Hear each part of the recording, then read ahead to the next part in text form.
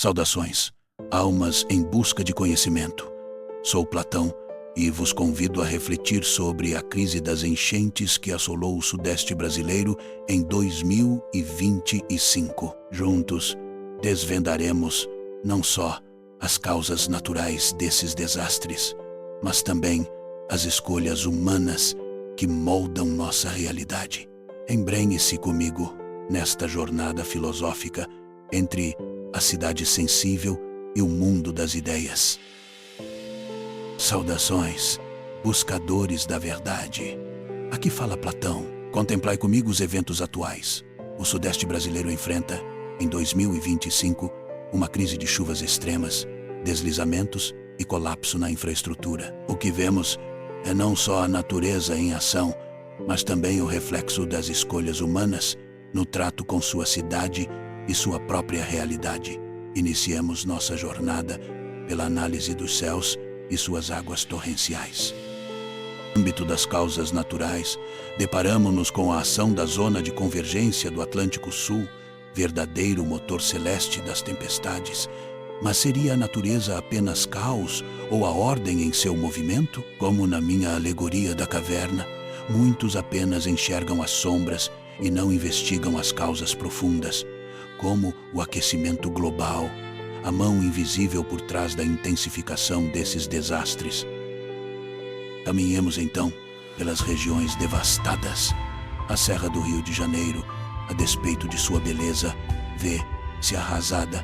Encostas cedem, vidas são postas em risco. Perguntai, por que permitimos moradias em áreas tão frágeis? Assim, como no meu ideal de polis justa, cabe questionar se a administração pública cuida bem das almas e dos corpos de seus cidadãos. No ABC paulista, deparamos-nos com enchentes sufocantes, vias interditadas, casas destruídas. O drama repete-se.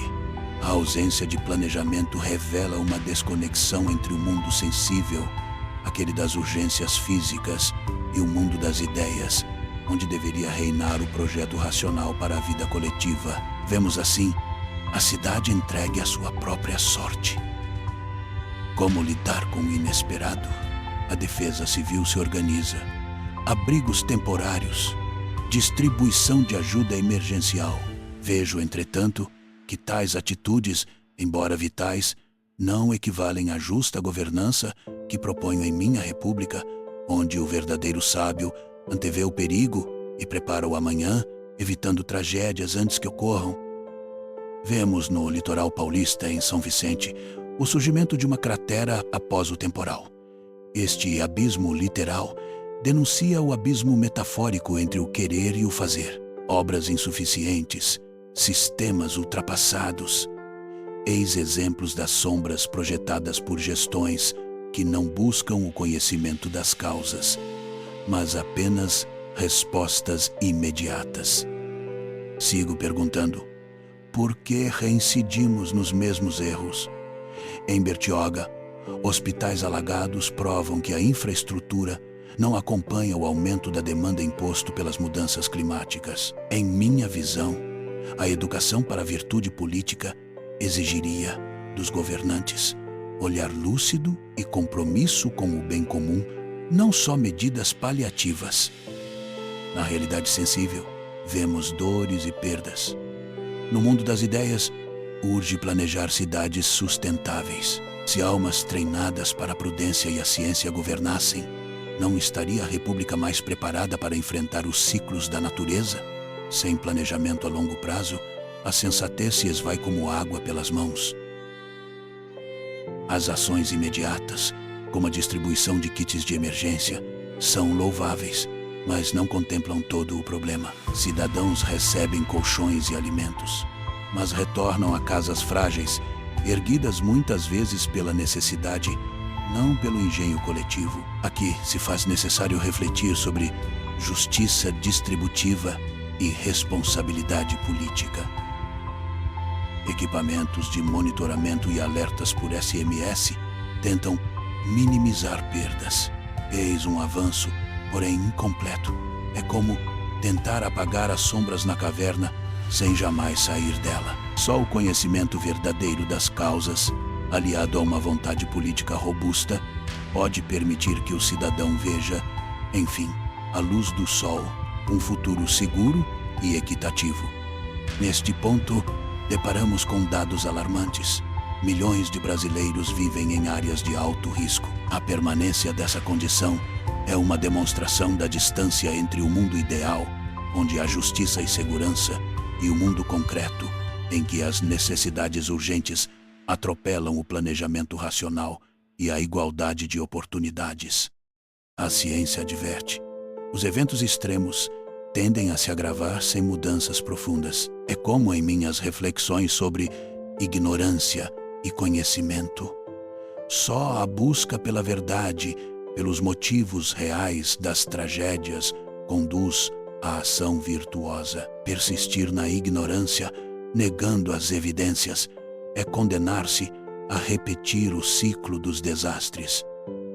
Olhando para o futuro, encontramos previsões sombrias, tempestades mais fortes, variações de El Niño e Laninha, alternando secas e enchentes.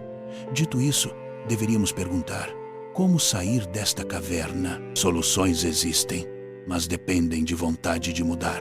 Reforço na drenagem urbana, realocação de famílias, controle das emissões de gases nocivos.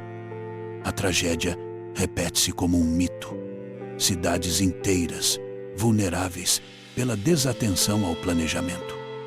O filósofo rei, aquele que governa com sabedoria, seria neste momento indispensável. Sem ele, lideranças temporárias tomam decisões reativas, sempre atrás dos acontecimentos, nunca adiante deles. A virtude política se torna sonho distante.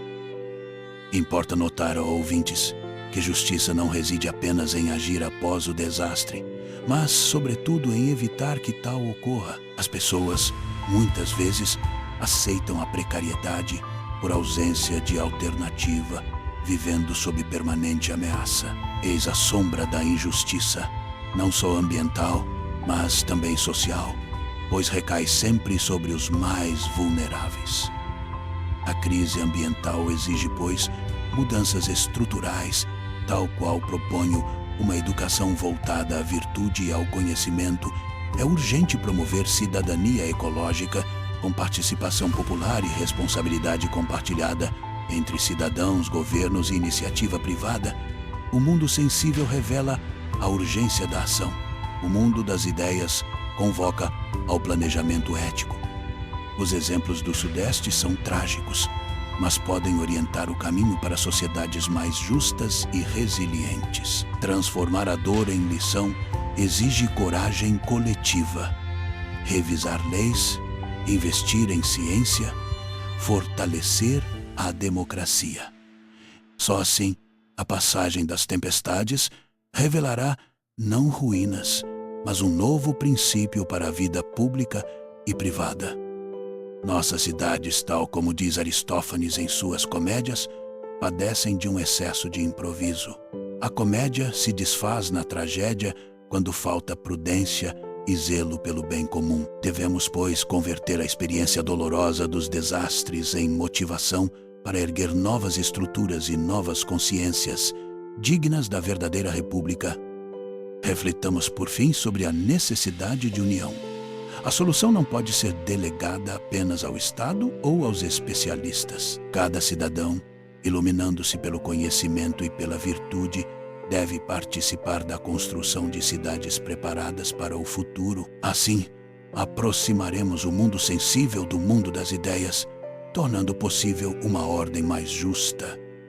Em conclusão, aprendemos que enfrentar os desastres ambientais e a crise climática não é apenas tarefa técnica, é também desafio ético, político e filosófico. A moral que vos deixo é esta: só uma sociedade sábia evita ser refém das sombras, construindo para si e para as gerações futuras um mundo no qual a justiça, a prudência e o bem comum prevaleçam. Se esta análise tocou seu espírito e despertou reflexões, não se esqueça, curta, comente e compartilhe este vídeo. Indique-o também àqueles que buscam entender a crise ambiental sob uma nova perspectiva filosófica. Juntos, podemos construir uma sociedade mais sábia, justa e preparada para as tempestades do futuro. Até breve, companheiros de jornada.